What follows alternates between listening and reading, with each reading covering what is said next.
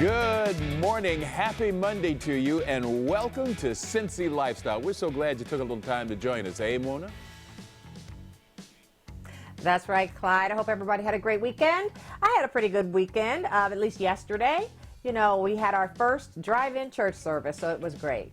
Yeah, it was. It was a great weekend for a whole lot of things.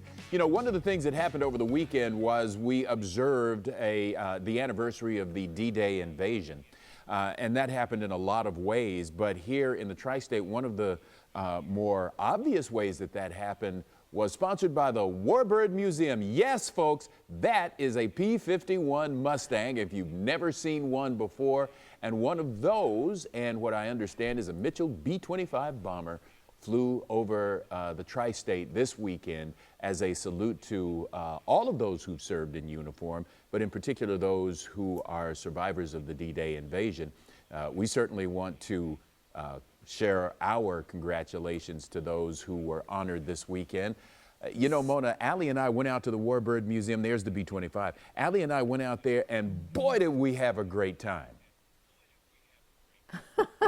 I know you did. You are such a great history buff, and I know that you were right in your element.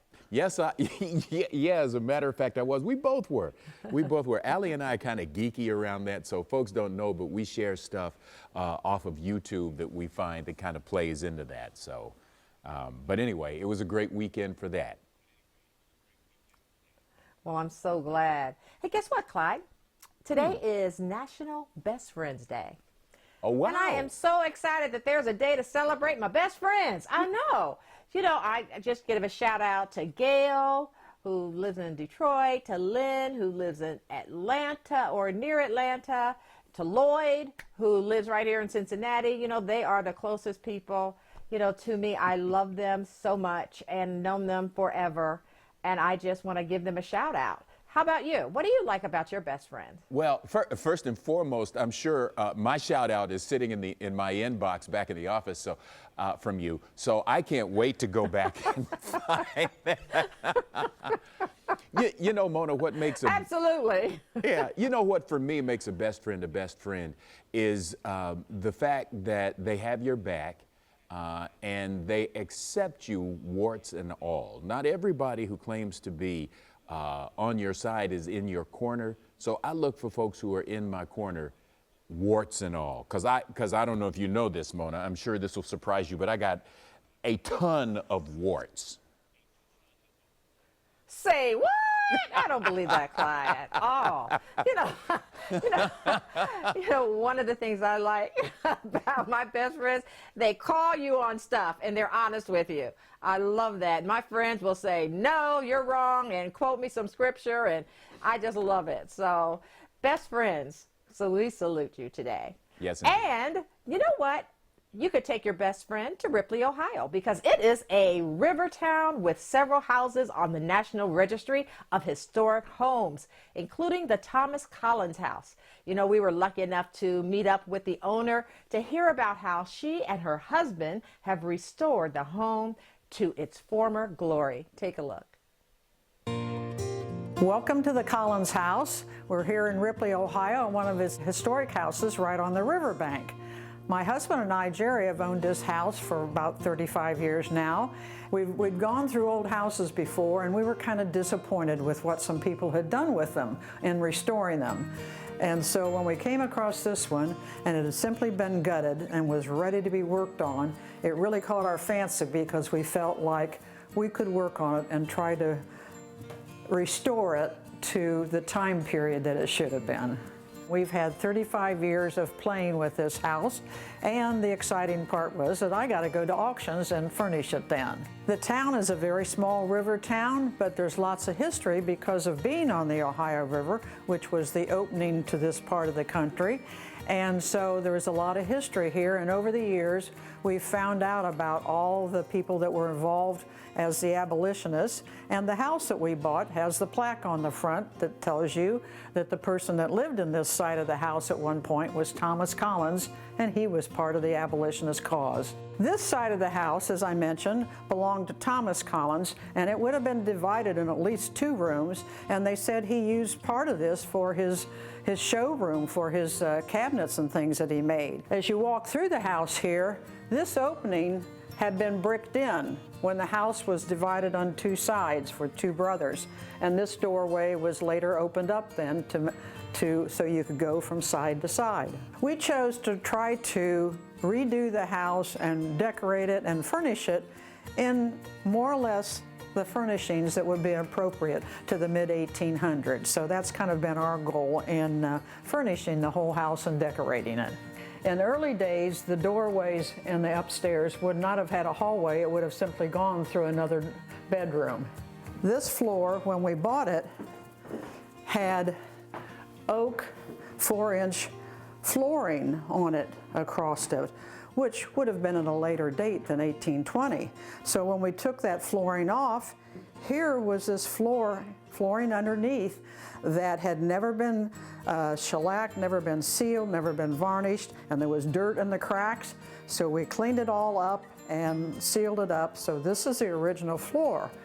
We do know that in the 1937 flood, the water was up 3/4 the way in the 2nd-story windows.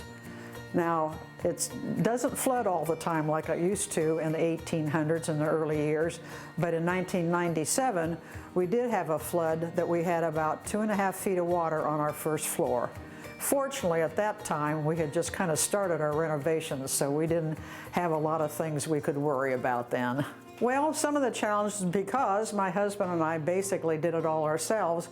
At one point, my husband tied himself to the chimney and scraped the metal roof and painted it again the one summer.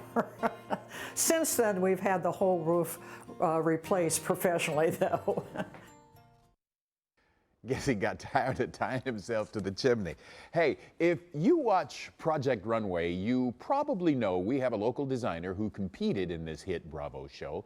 Not only did Tessa Clark compete, she also manages a boutique in OTR.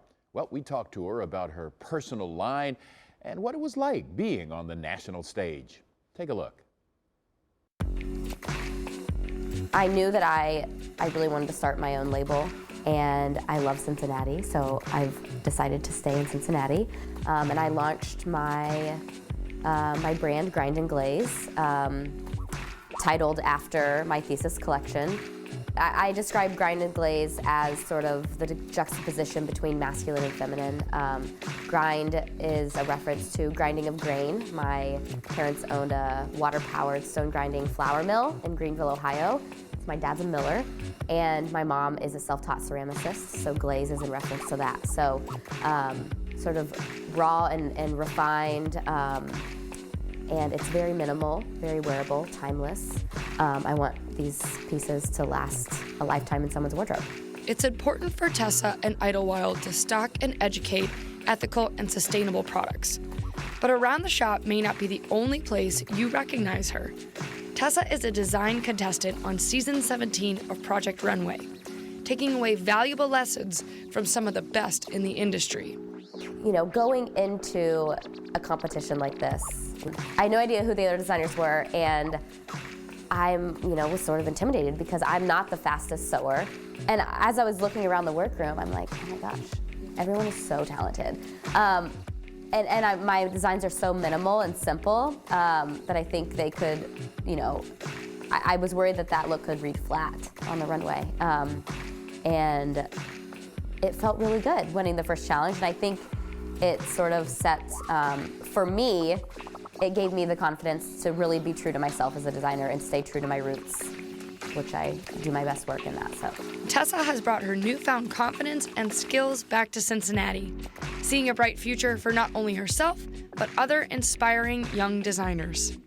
I think there are so many amazing design things happening here in the city. And even though we're in the Midwest and it's not viewed as a innovative, fashion-forward city, I want people to know that that's not the case. And I also hope that this encourages other young designers to stay in the city. You don't have to get into an interesting field that's fulfilling just by moving to New York or LA or Chicago or Berlin, it's definitely worth staying here.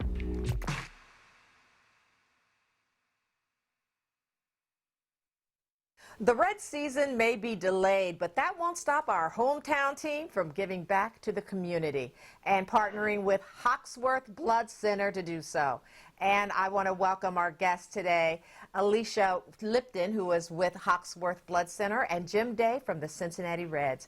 Thank you both for joining us. And you know what? The summer months seem to bring an increased need for blood donations. So tell me why. Well, during the summer, we typically have people in vacation mode, schools are out. Unfortunately, we do see an increase in traumas and accidents during the summer, but this summer in particular, with the pandemic, we're seeing lower donations. So we really need people to come in and make that life-saving donation. It's important that we have that blood on the shelf before that trauma, before that surgery, before that transplant, before the chemotherapy, so that it's ready to go at the moment's notice. So when the hospital has a patient and they need that transfusion, they can get it to the patient as quickly as possible. And you know, a lot of question on people's mind, Alicia, is donating blood safe right now? Right now, it is very safe to donate blood. The Ohio Department of Health, the governor, they've all said it's safe to donate blood. So we don't want people to restrict their visits to the blood center. We are checking temperatures when you come in. Our staff will be gloved. They'll also have on masks. We ask that you bring your mask from home. If you don't have one, we'll supply one for you. Social distancing is also in effect at all of our locations. So from time to time, if we're really busy, we may even have you wait in your car until it's time to come into the donor center, and we can give you a quick call or a text to come in. But it is very safe to donate. Jim, why is doing this important to the Reds? Well, any initiative in the community is important to the Reds. Even though the season is delayed right now, it doesn't stop the outreach programs for the Cincinnati Reds. The Reds have always been very in touch with the community, particularly since the Castellini ownership group took over.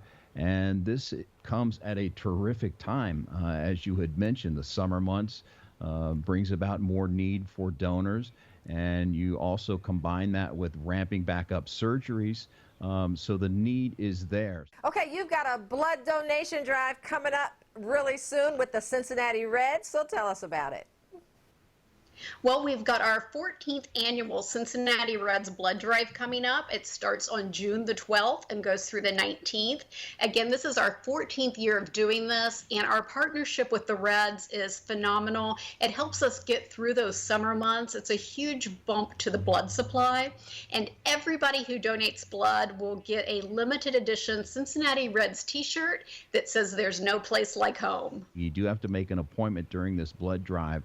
And a couple ways you can do it. Call 513-451-0910, 513-451-0910, or log on to hawksworth.org. And I can't think of a better way of giving of yourself than giving blood. And another great thing that goes with this is that your blood is going to help out patients in local hospitals. So you're helping out your community. All right. Thank you both so much. Jim, Alicia, we appreciate you talking to us. Thank you.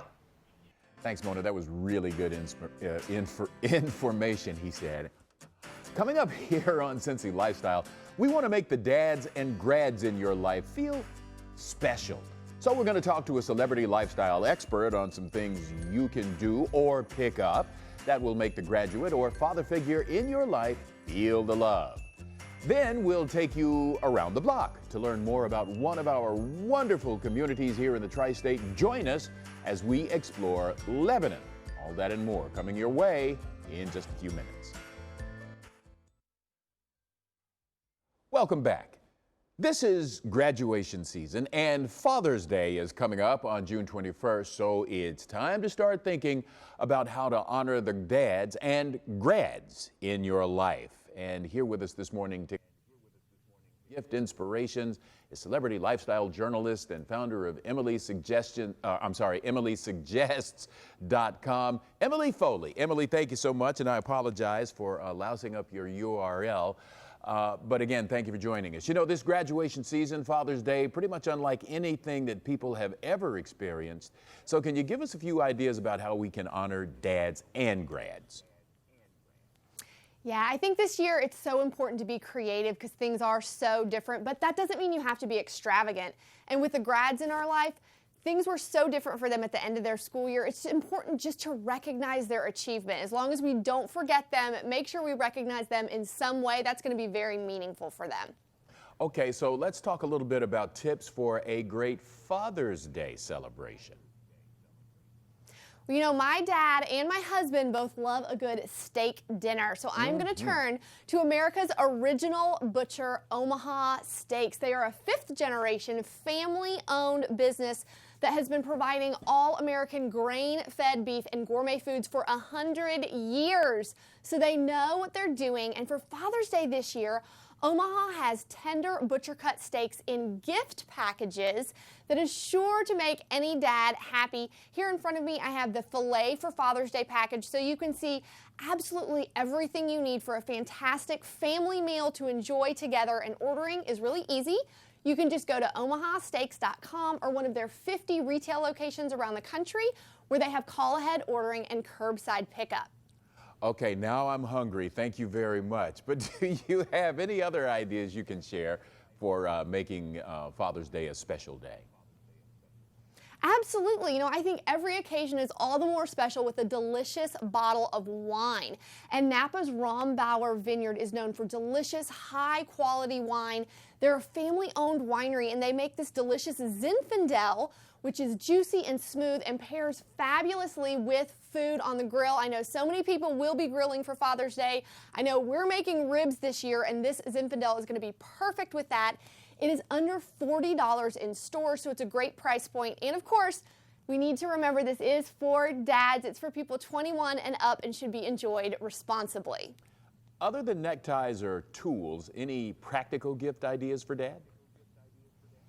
Absolutely. You know, I think we all want to make sure that Dad is looking his best, and styling products is always a great gift for Dad, but 1 in 2 men actually experience scalp irritation from styling products. So Head & Shoulders created their new styling collection specifically to address this concern. So they've made a line of products that perform really